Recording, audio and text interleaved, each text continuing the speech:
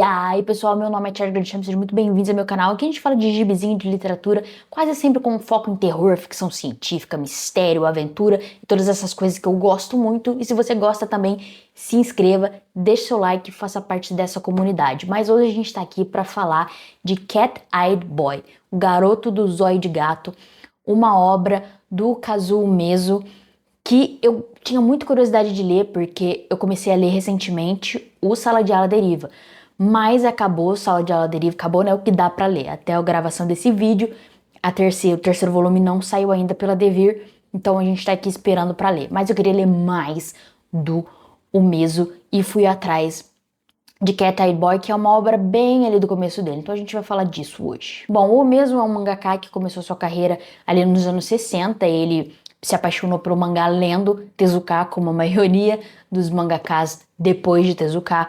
E ele é considerado, tipo, um grande mestre do terror. Ele inspirou todo mundo que veio depois. Todo mundo que fez mangá de terror depois do Umezo fez inspirado no Umezo. Inclusive, o Junji Ito é muito fã do Umezo. Mas eu quero falar de Cat-Eyed Boy, que é uma história que ele publicou ali mais ou menos no meio dos anos 60.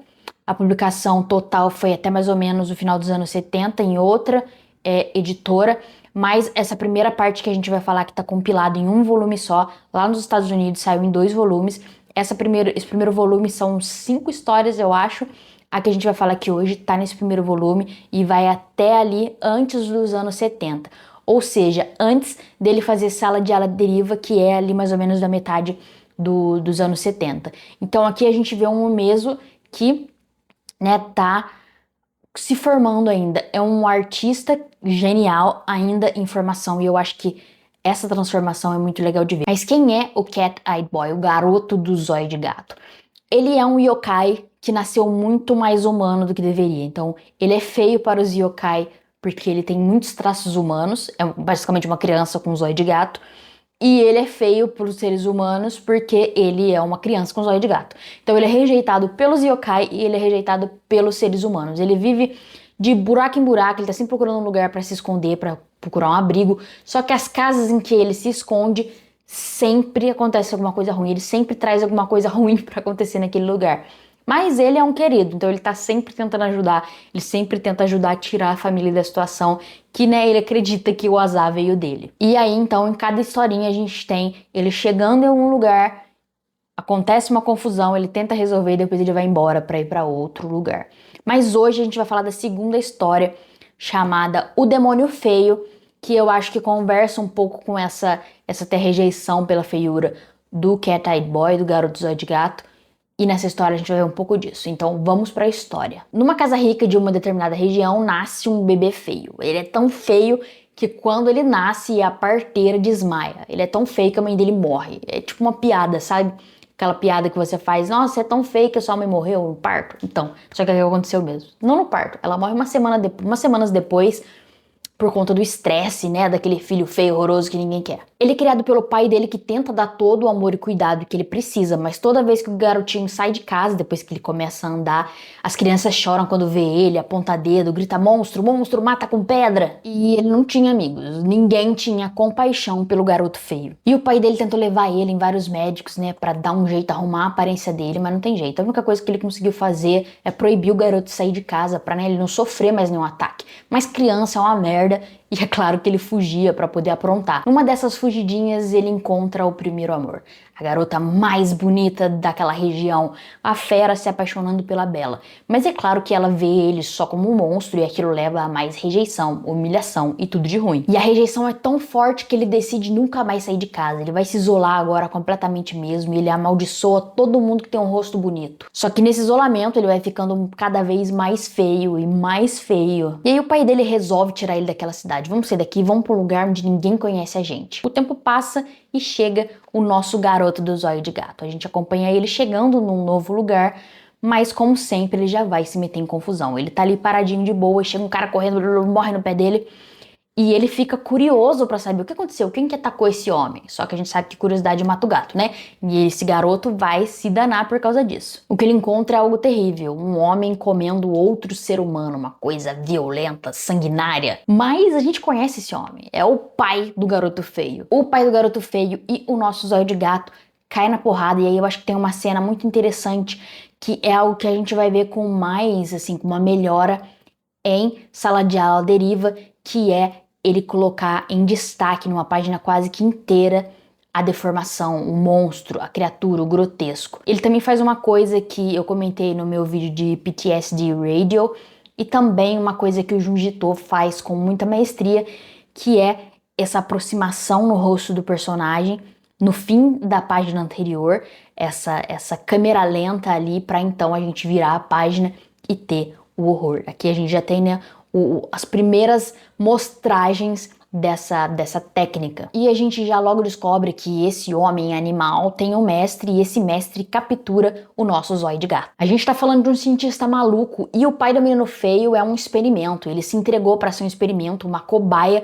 para que esse cientista maluco curasse, salvasse o filho dele. O cientista leva o zóio de gato pro porão, e aí a gente se reencontra com o garoto feio, agora mais feio e mais raivoso. E a gente descobre que o cientista tem sim uma maneira de curar o garoto feio, e ele tem um plano, e isso envolve pegar alguém à beira da morte para poder ser usado num experimento também, numa transfusão de cérebro. Logo a gente conhece o coitado que vai ser a vítima, que é um rapaz super boa pinta que sofreu um acidente de carro terrível e agora tá ali à beira da morte, sendo cuidado pelo seu irmão mais novo e pela avó. O cientista dá um jeito de pegar o corpo desse cara, levar pro experimento. O experimento dá certo, e agora o garoto ex-feio é um rapagão belo, bonito, vistoso, boa pinta, e ele pode andar por aí sem ter pessoas apontando o dedo pra ele. Ele pode realizar os sonhos dele, ele pode encontrar aquela garota, a do primeiro amor. Só que a gente tem um problema, é que a feiura dele não era só externa. Desde quando era criança, ele gostava de torturar e matar animais. Então a gente vê ele matando formigas, um gafanhoto, até tirando as garras, as unhas de um gatinho. Ele tinha uma feiura externa, sim, mas a feiura interna era igualmente assustadora.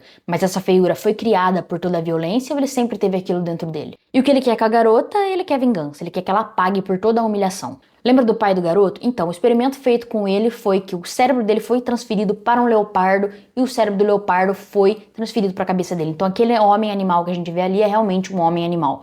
É um leopardo no corpo de ser humano. Guarde essa informação porque vai ser importante. O ex-feio, agora bonitão, volta pra vida do garoto lá, né, do Boa Pinta, só que todo mundo ao redor dele percebe que tem alguma coisa diferente, porque ele era doce, gentil, amigável, um cara 10, e agora ele é grosso, responde todo mundo, agride todo mundo, maltrata todo mundo. E aí a gente tem uma cena de conflito dele com o irmãozinho mais novo, em que a gente vê um close-up na cara dele, e tá ali sombreado naquele belo novo rosto, toda a feiura de antes, porque aquela feiura vem de dentro dele. O nosso garoto zóio de gato ainda tá lá prisioneiro, ele tenta escapar, mas o homem animal pega ele. Homem animal mesmo, porque agora ele começa a apresentar traços do leopardo, garras, presas e tudo mais.